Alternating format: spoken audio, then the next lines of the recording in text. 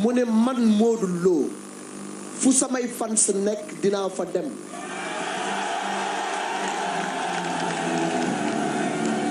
bu dul woon sax contrat bi nga xam ne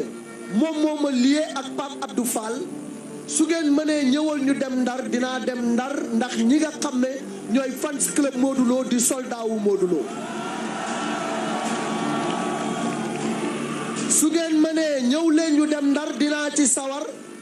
li tax ma ciy sawar mooy dama bëre ñoom ñépp ñu jàppale ma ba ma yëg ko mais li ko dalee Ndar ba Dakar fu Modou romb nit ñi won ko mbëggeel gu ñu am ci moom rawatina nag waa Bango waaw vraiment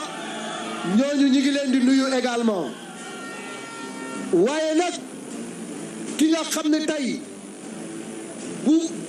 Pape Abdou Fall mënee taxawal li mu taxawal nii yëpp daf cee jàpp bu dëgër jiitu ko féete ko kanam féete ko gannaaw di ko guddil di ko bëccëgal kooku mooy Abdou Lahad Ndiaye l'infatigable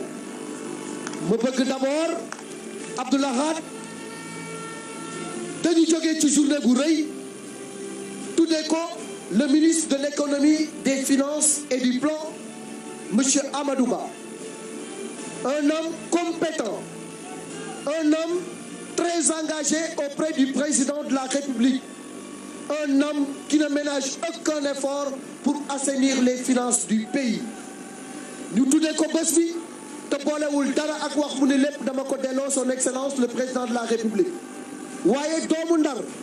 bu nga xam ne mi ngi yeewoo Pikine muy Babacar jàpp ci bu baax dox ci jéego yu am solo tey maa ngi dem Pikine fekk ko fa mu teeru ma teral ma ni ma dama ñëw ñaanal ci sama waajur waaye tamit dama ñëw fekke ci bés bi nga xam ne moom la Pape Abdou Fall woote fii ak li Bougane Gueye woote duma ko tardé kon Babacar ñi ngi lay nuyu waaye li ñuy wax rek du sori